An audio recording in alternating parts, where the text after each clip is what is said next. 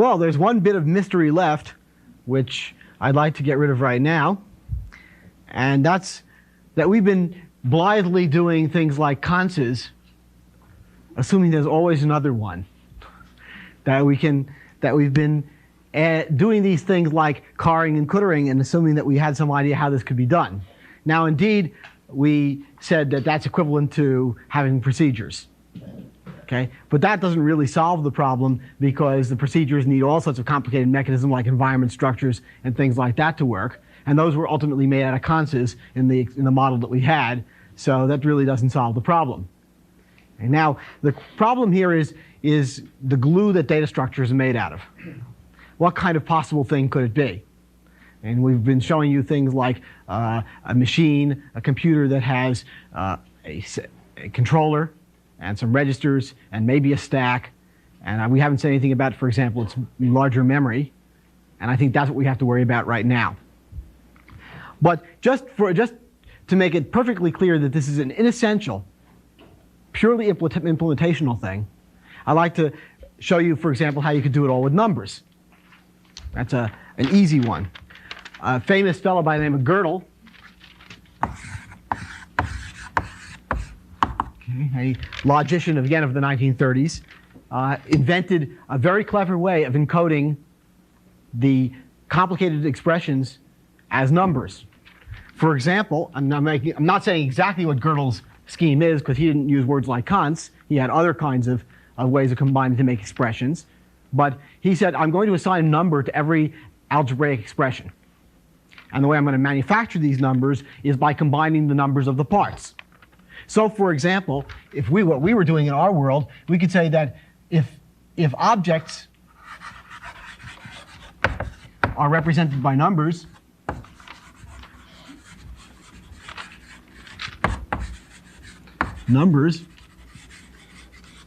then const of x and y could be represented by 2 to the x times 3 to the y. Because then we could extract the parts. We could say, for example, that then car of, say, x is the number of factors of 2 in x. Okay? And of course, cooter is the same thing. It's the number of factors of 3 in x. Now, this is a perfectly reasonable scheme, except for the fact that the numbers rapidly get to be much larger in number of digits than the number of protons in the universe. So there's no easy way to use this scheme other than a theoretical one. On the other hand, there are other ways of representing these things. We have been thinking in terms of little blocks and boxes, right? We've been thinking about our const structures as looking sort of like this. Okay? They're little pigeonholes with things in them. And of course, we arrange them in little trees. I wish that the semiconductor manufacturers would supply me with something appropriate for this. But actually, what they do supply me with is a linear memory. Memory is sort of a big pile of pigeonholes like this, each of which can hold a certain sized object, a fixed size object. So, for example, a complicated list with 25 elements won't fit in one of these. However, each of these is indexed by an address. So that the address might be 0 here, 1 here, 2 here, 3 here, and so on. That we write these down as numbers is unimportant. What matters is that they're distinct, and there's a way to get to the next one. Okay? And inside of each of these, we can stuff something in each of these pigeonholes. So that's what memory is like for those of you who haven't built a computer. Now the problem is, how are we going to impose on this type of structure this nice tree structure? Well, it's not very hard, and there have been numerous schemes involved in this. The most important one is to say, well, assuming that the semiconductor manufacturer allows me to arrange my memory so that one of these pigeonholes is big enough to hold the address of another, Okay, I have it made. Now it actually has to be a little bit bigger because I have to also install or store some information as to a tag which describes the kind of thing that's there, and we'll see that in a second. And of course, if the semiconductor manufacturer doesn't arrange it so that I can do that, then of course I can, with some cleverness, arrange combinations of these to fit together in that way. So we're going to have to imagine imposing this complicated tree structure on our nice linear memory. If we look at the first still store, we see a classic scheme for doing that. Okay, it's a standard way of representing list structures in a linear memory. What we do is we divide this memory into two parts, an array called the cars and an array called the cooters. Now, whether those happen to be sequential addresses or whatever, it's not important. That's somebody's implementation details. But there are two arrays here, linear arrays, indexed by sequential indices like this. What is stored in each of these pigeonholes is a typed object. And what we have here are types which begin with letters like P, standing for a pair, or N, standing for a number, or E, standing for an empty list, the end of the list. And so if we wish to represent an object like this, the list beginning with 1, 2, and then having a 3 and a 4 as its second and third elements, a list containing a list as its first part, and then two numbers as the second and third parts, then of course we draw it sort of like this these days in box and pointer notation. And you see these are the three cells that have as their car pointer the object which is either 1, 2, or 3, or 4. And then, of course, the 1, 2, the car of this entire structure, is itself a substructure which contains a sublist like that. And what I'm about to do is put down places which I'm going to assign indices, like this 1 over here, represents the index of this cell. But that pointer that we see here is a reference to the pair of pigeonholes in the cars and the cooters that are labeled by 1 in my linear memory down here. So if I wish to impose this structure on my linear memory, what I do is I say, oh yes, why don't we drop this into cell 1? So I pick 1, there's 1, okay? And that says that its car, I'm going to assign it to be a pair, it's a pair, which is an index 5. And the cooter, which is this one over here, is a pair which I'm going to stick into place 2, P2.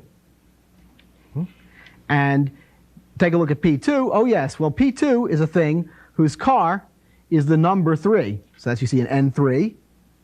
And whose cooter over here is a pair which lives in place 4. So that's what this P4 is. P4 is a number whose value is 4 in its car, and whose cooter is an empty list right there, and that ends it. So this is the traditional way of representing this kind of binary tree in a linear memory. Now, next question, of course, that we might want to worry about is just a little bit of implementation. That means that when I write procedures of the form assigned A, not procedures, lines of register machine code of the form assigned A, the car of fetch of B, what I really mean is addressing these elements. Okay? And so we're going to think of that as an abbreviation for it. Now, of course, in order to write that down, I'm going to introduce some sort of structure called a vector. Okay, and we're going to have something which will reference a vector, just so we can write it down, which takes the name of the vector, or I don't think the name is the right word, which takes the vector and the index, and I have to have a way of setting one of those with something called a vector set. I don't really care. But let's look, for example, at then that kind of implementation of car and cooter. Okay? So for example, if I happen to have a register B which contains the index, the typed index of a pair, okay, therefore it is the pointer to a pair, then I can take the car of that, okay, and I write this down, I might put that in register A. What that really is a representation of the assigned to A, the value of vector refing, or array indexing if you will, or something, the cars object, whatever that is, with the index B. And similarly for cooter. And we can do the same thing for assignment to data structures, if we need to do that sort of thing at all. It's not too hard to build that. Well, now the next question is, how are we going to do allocation? I mean, every so often I say, I want a cons. Now, conses don't grow on trees, or maybe they should, but I have to have some way of getting the next one. I have to have some idea of, is there memory that is unused that I might want to allocate from? And there are many schemes for doing this, and the particular thing I'm showing you right now is not essential. However, it's convenient and has been done many times. There's one scheme called the free list allocation scheme. And what that means is that all of the free memory that there is in the world is linked together in a linked list, just like all the other stuff. And whenever you need a free cell to make a new cons, you grab the first one, make the free list be the cooter of it, and then allocate that. And so what that looks like is something like this. Here we have the free list. Here we have the free list starting in 6. Okay? And what that is a pointer off to say 8. So what it says is this one is free and the next one is in 8. This one is free and the next one is in 3. The next one that's free. That one's free and the next one is in 0. That one's free and the next one's in 15. Something like that. We can imagine having such a structure. Given that we have something like that, then it's possible to just get one when you need it. Okay? And so a program for doing cons, this is what cons might turn into. To assign to a register A the result of consing a B onto a C, the value that's contained in B and the value contained in C, what we have to do is get the current head of the free list, make the free list be its cooter. Then we have to change the cars to be the thing we're making up to be in A to be the B, the thing in B, and we have to change the cooters of the thing that's in A to be C. So, and then what we have in A is the right new frob, whatever it is, the object that we want. Now, there's a little bit of a cheat here that I haven't told you about, which is somewhere around here I haven't set the type of the thing that the type of the thing that I'm consing up to be a pair, and I ought to. So there should be some sort of bits here are being set, and I just haven't written that down. Okay. We could have arranged it, of course, for the free list to be made out of pairs, and so then there's no problem with that. But that's sort of, again, an inessential detail of the way some particular programmer or architect or whatever might manufacture his machine or Lisp system. So, for example, just looking at this, to allocate, given that I had already the structure that you saw before, supposing I wanted to allocate a new cell, which is going to be representation of the list 1, 1, 2, where already 1, 2 was the car of the list we were playing with before. Well, that's not so hard. I stored that one in 1, so P1 is the representation of this. This is P5. That's going to be the cooter of this. Now we're going to pull something off the free list, but remember the free list started at 6. The new free list after this allocation is 8. Is a free list beginning in 8. And of course, in 6 now we have a number 1, which is what we wanted, with its cooter being the pair starting in location 5. And that's no big deal. So the only problem really remaining here is, well, I don't have an infinitely large memory. I mean, if I do this for a little while, say, for example, supposing it takes me a microsecond to do a const, and if I have 1,000,000 const memory, then I'm only going to run out in a second, and that's pretty bad. So what we do to prevent that disaster, that ecological disaster, talk about right after questions. Are there any questions?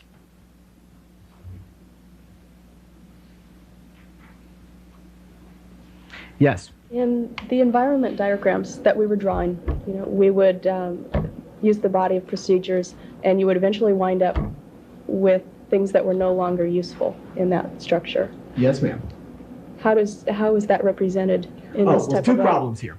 Okay, one you were asking is that material becomes useless. Mm-hmm. We'll talk about that in a second. That has to do with how to prevent ecological disasters. Right? If I make a lot of garbage, I have to somehow be able to clean up after myself. And we'll talk about that in a second. The other question you're asking is how you represent the environments, I think. Yes. Okay, and the environment structures can be represented in arbitrary ways. There are lots of them. I mean, here I'm just telling you about list cells. Of course, every real system has vectors of arbitrary length as well as the vectors of length 2, which represent list cells. And the environment structures that one uses in a professionally written Lisp system tend to be vectors, which contain a number of elements approximately equal to the number of arguments, a little bit more because you need certain glue. Okay, and you remember the environment's made out of frames. The frames are constructed by applying a procedure. In doing so, an allocation is made of a place which is the number of arguments long plus some glue that gets linked into a chain. Okay, it's just like algol at that level. Are there any other questions? Okay, thank you, and let's take a short break.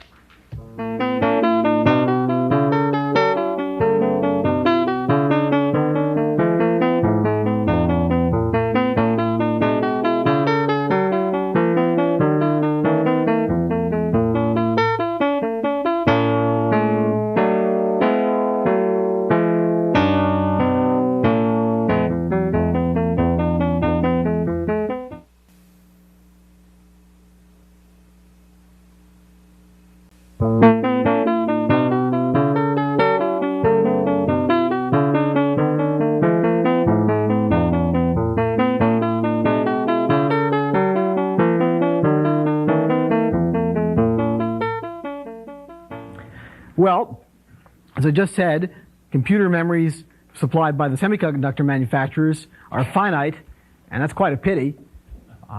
It might not always be that way. Just for a quick calculation, you can see that it's possible that if memory prices keep going down at the rate they're going, that if it still took a microsecond to do a const, then first of all, everybody should know that there's about pi times 10 to the 7th seconds in a year. And so that would be 10 to the 7th plus 10 to the 6th is 10 to the 13th. So there's maybe 10 to the 14th constants in the life of a machine. If there was 10 to the 14th words of memory on your machine, you'd never run out. Okay, so that would be, and that's not completely unreasonable. 10 to the 14th is not a very large number. Okay, and even for, I don't think it is. But then again, I like to play with astronomy. So it's at least 10 to the 18 centimeters between us and the nearest star. But the thing I'm about to worry about is, at least in the current economic state of affairs, 10 to the 14th pieces of memory is expensive. And so I suppose that we have to do is make do with much smaller memories. Now, in general, when we want to have an illusion of infinity, all we need to do is arrange it so that whenever you look, the thing is there. And that's really an important idea. A person or a computer lives only a finite amount of time and can only take a finite number of looks at something. And so you really only need a finite amount of stuff. But you have to arrange it so no matter how much there is, no matter how much you really claim there is, there's always enough stuff so that when you make a look, it's there. And so you only need a finite amount. But let's see. One problem is, as was brought up, that there are possible ways that that there's lots of stuff that we make that we don't need, and we could recycle the material out of which it's made. An example is the fact that when we're building environment structures, and we do so every time we call a procedure, we build an environment frame, that environment frame doesn't necessarily have a very long lifetime. Its lifetime, meaning its usefulness, may exist only over the invocation of the procedure, or if the procedure exports another procedure by returning it as a value, and that procedure was defined inside of it, well, then the lifetime of the frame of the outer procedure still is only the lifetime of the procedure which was exported. And so ultimately, a lot of that is garbage. Okay? There are other ways of producing garbage as well. Users produce garbage. An example of user garbage is something like this. If we write a program to, for example, append two lists together, well, one way to do it is to reverse the first list onto the empty list and reverse that onto the second list.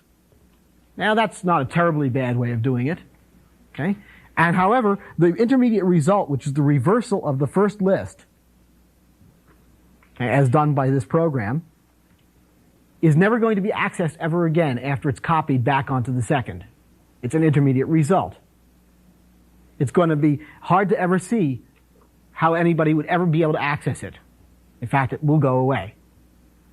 Now, if we make a lot of garbage like that, and we should be allowed to, then there's got to be some way to reclaim that garbage. Well, what I'd like to tell you about now is a very clever technique whereby a Lisp system can prove a small theorem every so often of the form, the following piece of junk will never be accessed again. It can have no effect on the future of a computation. It's actually based on a very simple idea. And we've designed our computers to look sort of like this. There's some data path, which contains some registers. There are things like X and N and val and so on. And there's one here called the stack, some sort, which points off to a structure somewhere, which is the stack, and we'll worry about that in a second. There's some finite controller, finite state machine controller, and there's some control signals that go this way, and predicate results that come this way. Not the interesting part.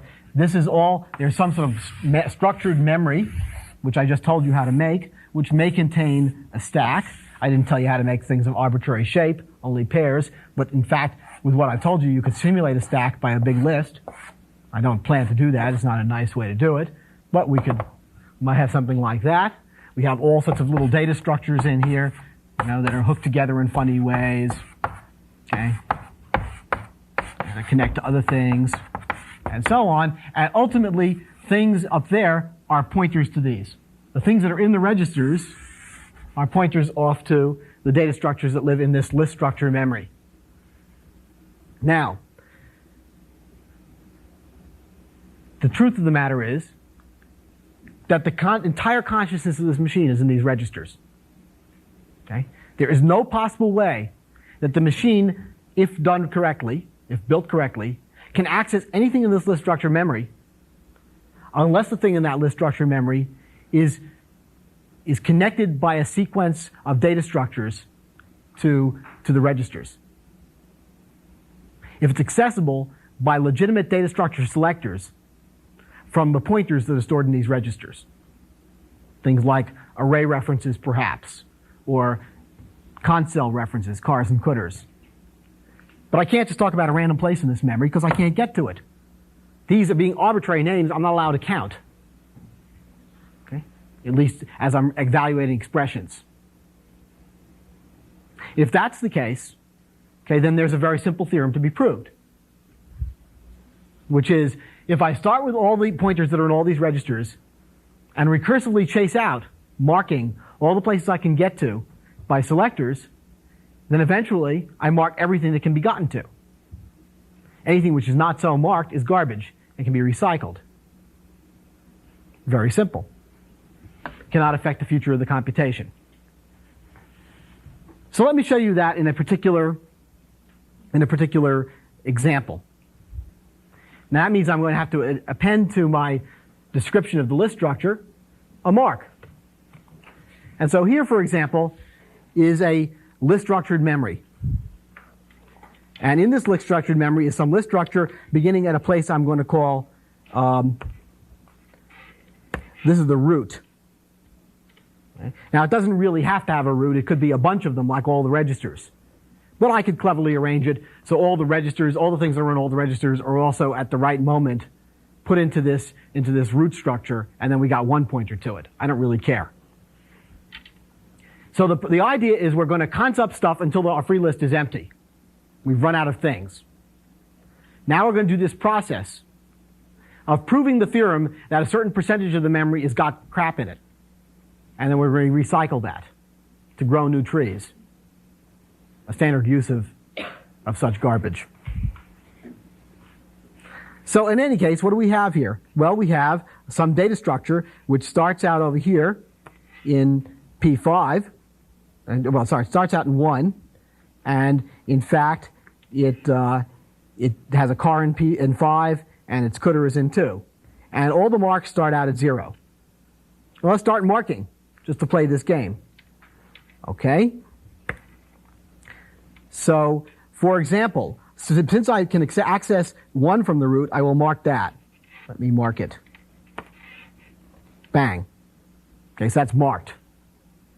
Okay, now, since I have a 5 here, I can go to 5 and see, well, I'll mark that. Bang, that's useful stuff. But 5 references as a number in its car. I'm not interested in marking numbers, but its cdr is 7. So I can mark that. Bang. Okay, 7 is the empty list, the only thing it references, and it's got a number in its car. Not interesting. Okay, well, now let's go back here. I forgot about something. 2. See, in other words, if I'm looking at cell 1, cell 1 contains a 2 right over here, a reference to 2. That means I should go mark 2. Bang. 2 contains a reference to 4. It's got a number in its car. I'm not interested in that, so I'm going to go mark that. 4 refers to 7 through its car and is empty in its cdr, but I've already marked that one, so I don't have to mark it again. This is all the accessible structure from that place. Simple recursive mark algorithm. Now, there are some unhappinesses about that algorithm, and we can worry about that in a second. But basically, you'll see that all the things that have not been marked are places that are free, and I can recycle. So the next stage after that is going to be to scan through all of my memory, looking for things that are not marked. Every time I come across a marked thing, I unmark it, and every time I come across an unmarked thing, I'm going to link it together into my free list. Classic, very simple algorithm. So, let's see. Is that very simple? Yes, it is. I'm not going to go through the code in any detail, but I just want to show you about how long it is. Let's look at the mark phase. Here's the first part of the mark phase. We pick up the root. We're going to have to do some. We're going to use that as a recursive procedure call. We're going to sweep from there after when we're done with marking, and then we're going to do a couple of instructions that do this checking out of the marks and changing the marks and things like that according to the algorithm I've just shown you. Okay, it comes out you have to mark the cars of things, and you also have to be able to mark the cdrs of things. That's the entire mark phase. Now, I'm going to tell you a little story about this. The old DEC PDP-6 computer, this was the way that the mark sweep garbage collector as it was written. The program was so small that with the data that it needed, with the registers it needed to manipulate the memory, it fit into the fast registers of the machine, which were 16, the whole program. And you could execute instructions in the fast registers. So this is an extremely small program. And you could run very fast. Now, unfortunately, of course, this program, because of the fact that it's recursive, in the way that you do something first and then you do something after that, you have to work on the cars and then the cdrs, it requires auxiliary memory. So Lisp systems, it requires a stack for marking. Lisp systems that are built this way have a limit to the depth of recursion you can have in data structures in either the car or the cooter, and that doesn't work very nicely. On the other hand, you never notice it if it's big enough. And that's certainly been the case for most MacLisp, for example, which ran Maxima, where you could deal with expressions of thousands of elements long. These are algebraic expressions with thousands of terms. And there's no problem with that. Such a garbage collector does work. On the other hand, there's a very clever modification to this algorithm, which I will not describe, by Peter Deutsch and Shor and Waite, Herb Shor from IBM and Waite, who I don't know, where that algorithm allows you to build, you can do this without auxiliary memory. By remembering as you walk the data structures where you came from, by reversing the pointers as you go down and crawling up the reverse pointers as you go up. It's a rather tricky algorithm. The first time you write it, or in fact the first three times you write it, it has a terrible bug in it. And it's also it's rather slow because it's complicated. It takes about 6 times as many memory references to do the sorts of things that we're talking about. Well now, once I've done this marking phase, and I get into a position where things look like this, let's look, yes, here we have the mark done, just as I did it. Now we have to perform the sweep phase. And I described to you what the sweep is like. I'm going to walk down from one end of memory or the other, I don't care where, scanning every cell that's in the memory. And as I scan these cells, I'm going to link them together, if they are free, into the free list. And if they're not free, I'm going to unmark them so the marks become 0. And in fact, what I get, well, the program is not very complicated. It looks sort of like this. It's a little longer. Here's the first piece of it. This one's coming down from the top of memory. I don't want you to try to understand this at this point. It's rather simple. It's a very simple algorithm. But there's pieces of it that just sort of look like this. They're all sort of obvious. And then after we've done the sweep, we get an answer that looks like that. Now, there are some disadvantages with mark sweep algorithms of this sort. Serious ones. One important disadvantage is that your memories get larger and larger. Okay. If you say address spaces get larger and larger and you're willing to represent more and more stuff, then it gets very costly to scan all of memory. Okay. What you'd really like to do is only scan the useful stuff. It would even be better if you realized that some stuff was known to be good and useful, and you don't have to look at it more than once or twice or very rarely, whereas other stuff that you're not so sure about, you can look at in more detail every time you want to do this, you want to garbage collect. Well, there are algorithms that are organized in this way. Let me tell you about a famous old algorithm which allows you to only look at the part of memory which is known to be useful, and which happens to be the fastest known garbage collector algorithm. This is the Minsky, Seneschal, Yochelson garbage collector algorithm.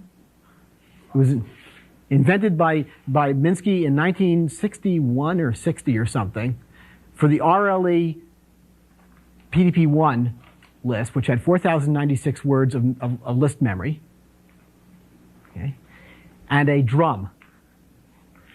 And the whole idea was to garbage collect this terrible memory. What Minsky realized was the easiest way to do this is to scan the memory in the same sense, walking the good structure, copying it out into the drum, compacted. And then when we were done copying it all out, then you swap that back into your memory. Now, whether or not you use a drum or another piece of memory or something like that isn't important.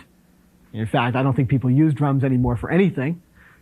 But this algorithm basically depends upon having about twice as much address space as you're actually using. And so what you have is initially some mixture of useful data and garbage. So this is called from space.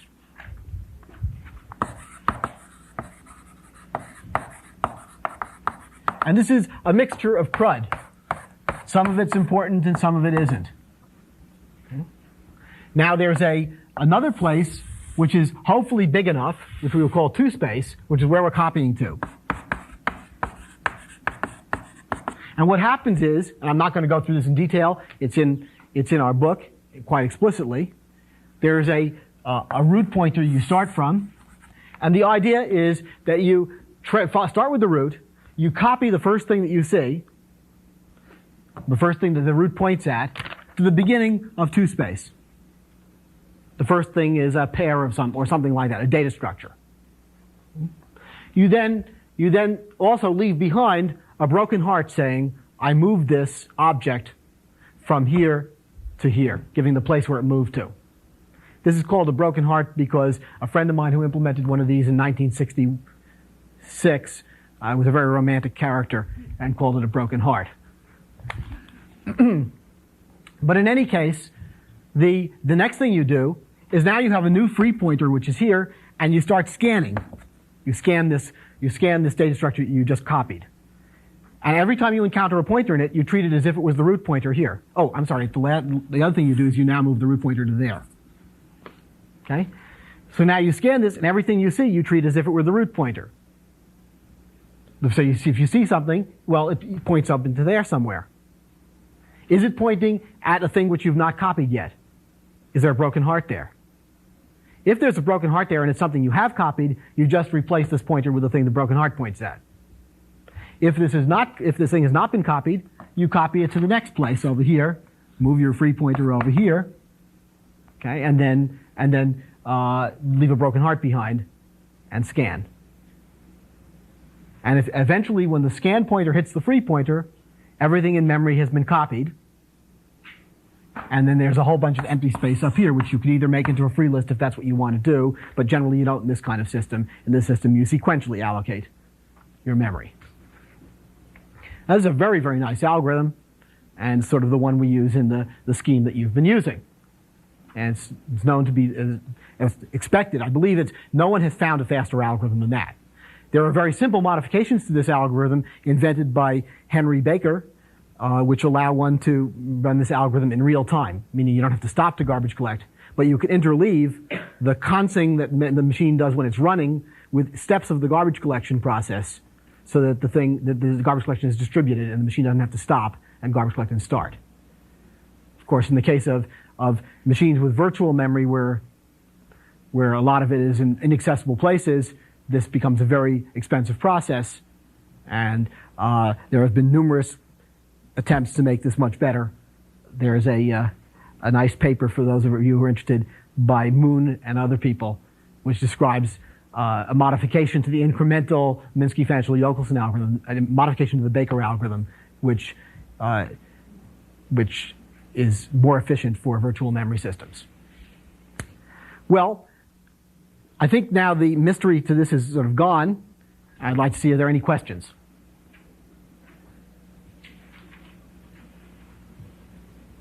Yes? I saw one of you run the garbage collector on the systems upstairs, and it seemed to me to run extremely fast. Yes. Did the whole thing take, Yes. does it sweep through all of memory? No, it swept through exactly what was needed to copy the useful structure. It's a copying collector. Okay. And it is very fast. On the whole, I suppose, to copy in a Bobcat, to copy, I think a couple of a 3 megabyte thing or something is less than a second of real time. I mean, really, these are very small programs. One thing you should realize is that garbage collectors have to be small, not because they have to be fast, but because no one can debug a complicated garbage collector. A garbage collector, if it doesn't work, will trash your memory in such a way that you cannot figure out what the hell happened. You need an audit trail, okay? Because it just rearranges everything, and how do you know what happened there? So this is the only kind of program that it really seriously matters if you stare at it long enough so that you believe that it works. And that means, and then you sort of prove it to yourself. And there's no way to debug it. And that takes it being small enough so you can hold it in your head. So garbage collectors are special in this way. So every reasonable garbage collector has gotten small, and generally small programs are fast. Yes? Repeat the name of this technique once again. That's the Minsky Seneschal-Yochelson garbage collector. You got that? Minsky invented it in *61 for the RLA PDP-1. A version of it was developed and elaborated to be used in Multics MacLisp by Seneschal and Yochelson. Okay, in somewhere around 1968 or 69.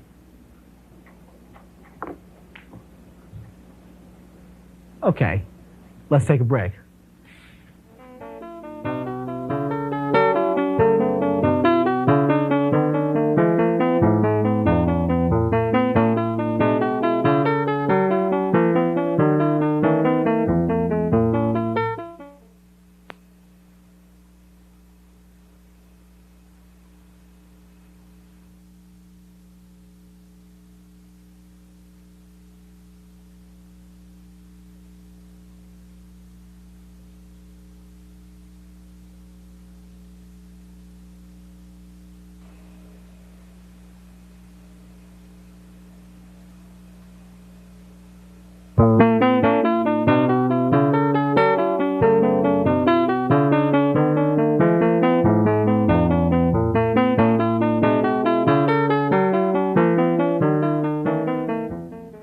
Well, we've come to the end of this subject, and we've already shown you a universal machine, which is down to the level, an evaluator, is down to the level of detail you could imagine you could make one.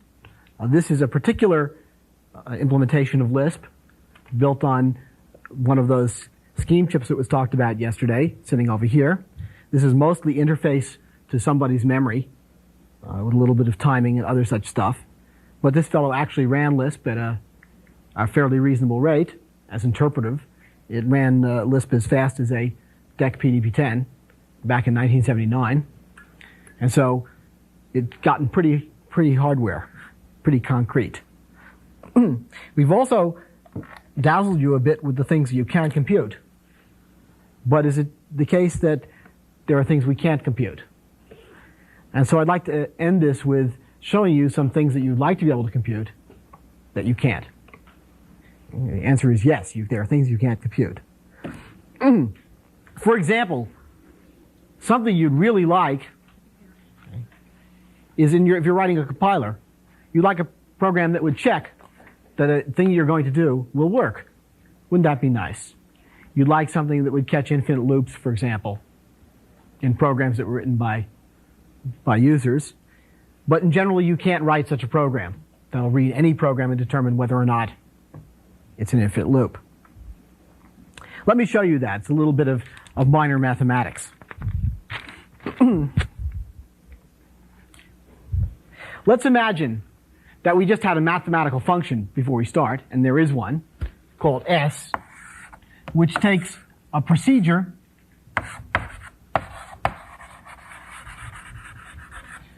and its argument, A,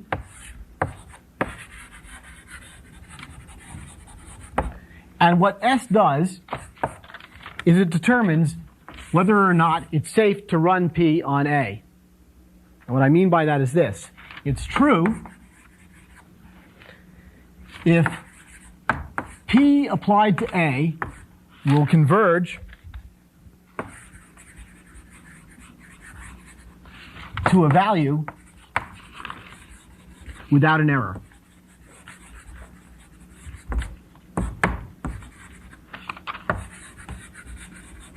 And it's false if P of A loops forever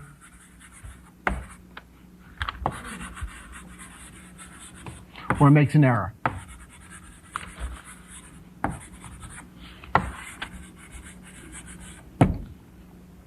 Okay. Now that's surely a function. There is some, for every procedure and for every argument you could give it, that is either true or false, that it converges without making an error, and you could make a giant table of them. Okay? But the question is, could you write a procedure that computes the values of this function? Well, let's assume that we can. Suppose that we have a procedure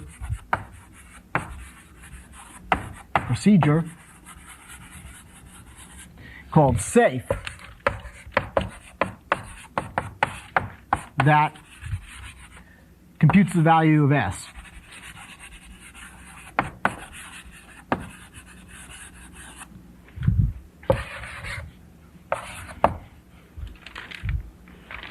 Okay. then I'm going to show you by several methods that you can't do this. The easiest one, or the first one, let's define a procedure called diag1. Given that we have safe, we can define diag1.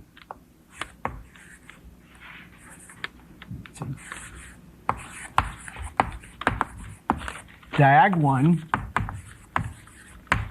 to be the procedure of one argument P, which has the following properties. If it's safe to apply P to itself, okay, then I wish to have an infinite loop. Otherwise, I'm going to return 3. Maybe it was 42. What's the answer to the big question? Where, of course, we know what an infinite loop is.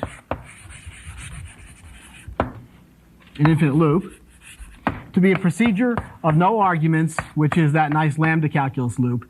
Lambda of x, x of x, applied to lambda of x, x of x. So there's nothing left to the imagination here. Okay? Well, let's see what the story is. I'm supposing it's the case that we worry about the procedure called diag1 applied to diag1. Well, what could it possibly be? Well, I don't know. We're going to substitute diag1 for P in the body here. Well, is it safe to compute diag1 of diag1? I don't know. There are two possibilities. If it's safe to compute diag1 of diag1, that means it shouldn't loop. Oh, that means I go to here, but then I produce an infinite loop. So it can't be safe.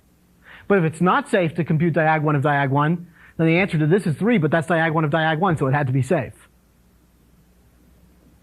So therefore, by contradiction, you cannot produce safe. For those of you who were boggled by that one, I'm going to say it again a different way. Just one more alternative.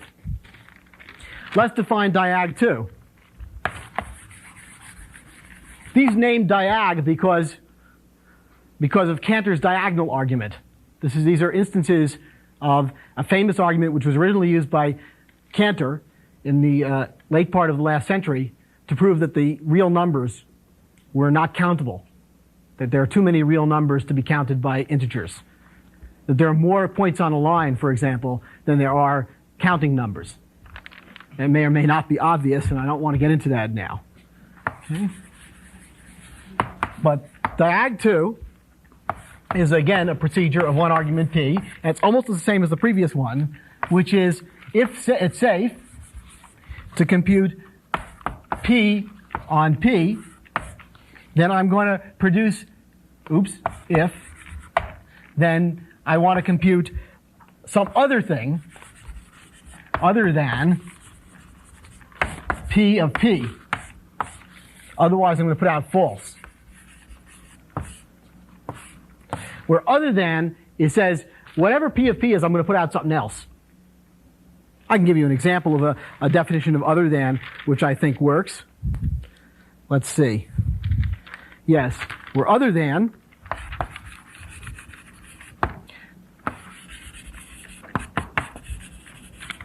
be a procedure of one argument x, which says if it's EQ, x to say quote A, then the answer is quote B. Otherwise, it's quote A.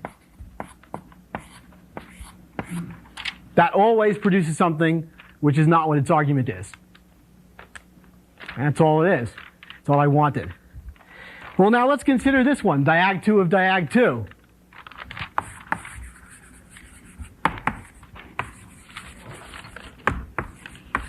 Well, look, this only does something dangerous, like calling P of P, if it's safe to do so.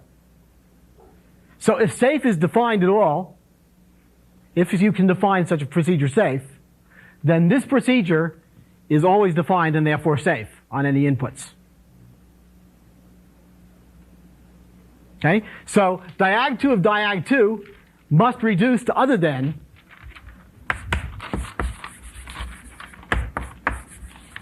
diag2 of diag2. And that doesn't make sense. So we have a contradiction, and therefore we can't define safe. I just wanted to do that twice, slightly differently, so you wouldn't feel that the first one was a trick.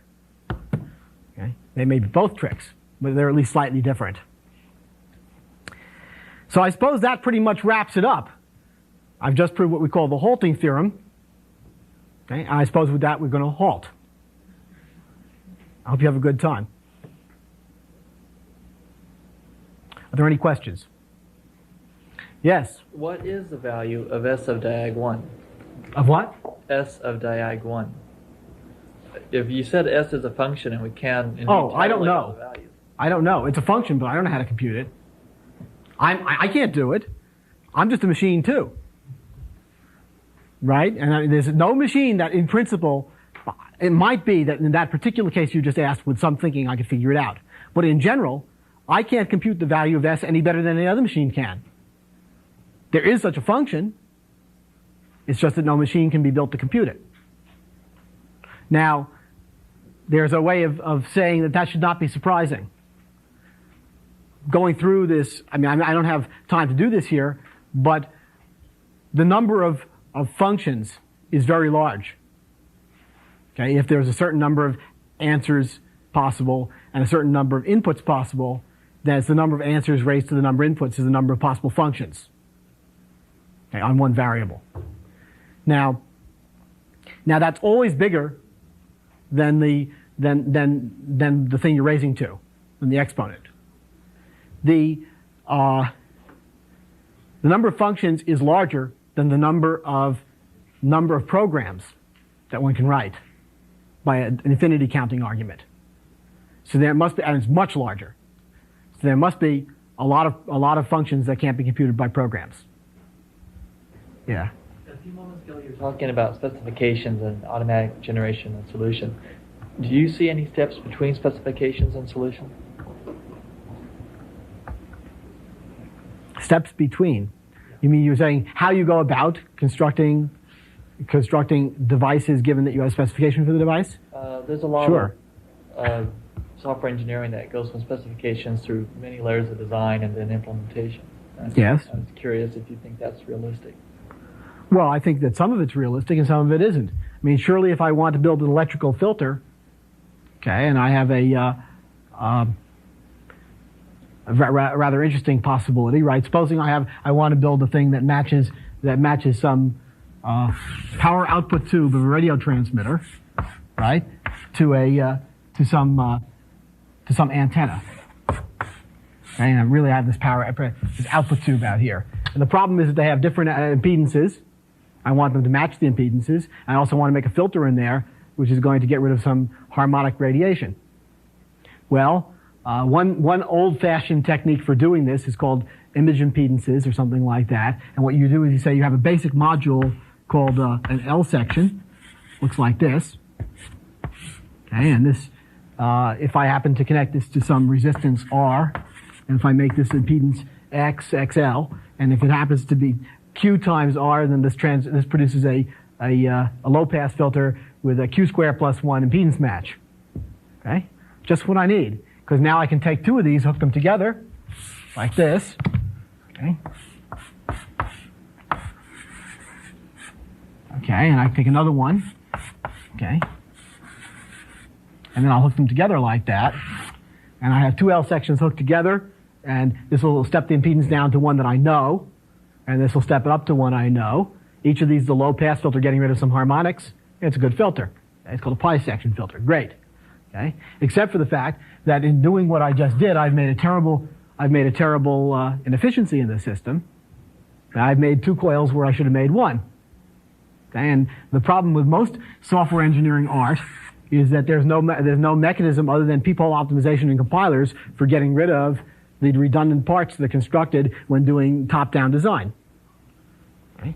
And it's even worse. There are lots of very important structures that you can't construct at all this way. So I think that the standard top-down design is a rather shallow business. Doesn't really capture what people want to do in design. I'll give you another electrical example. Electrical examples are so much clearer than computational examples because computational examples require a certain degree of complexity to explain them. But one of my favorite examples in the electrical world is how would I ever come up with the output stage of this interstage connection in an IF amplifier? Got some little transistor here, and let's see. Well, I'm going to have a tank, and I'm going to hook this up to, say, I'm going to link couple that to the input of the next stage. Okay? Here's a perfectly plausible plan. Well, except for the fact that since I put that going up, I should make that going that way. Okay? Here's a perfectly plausible plan for a, no, I shouldn't. I'm dumb. Excuse me. Doesn't matter. The point is, here's a perfectly plausible plan for coupling two stages together. Okay? Now, what the problem is what's this hierarchically? It's not one thing. Okay? Hierarchically, it doesn't make any sense at all. It's the inductance of a tuned circuit. It's the primary of a transformer.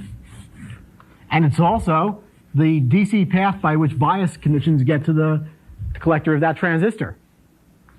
And there's no simple top-down design that's going to produce a structure like that with so many overlapping uses for a particular thing. Playing Scrabble, where you have to do triple word scores or whatever, is not so easy in top-down design strategy. Yet most of real engineering is based on getting the most oomph per effort, and that's what you're seeing here. Yeah. Is this the last question?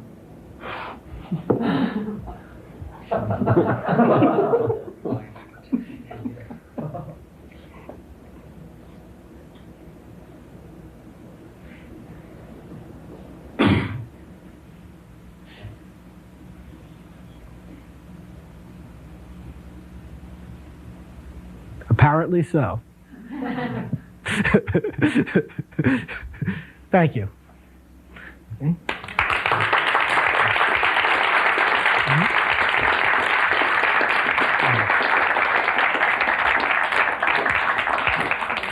Mm-hmm.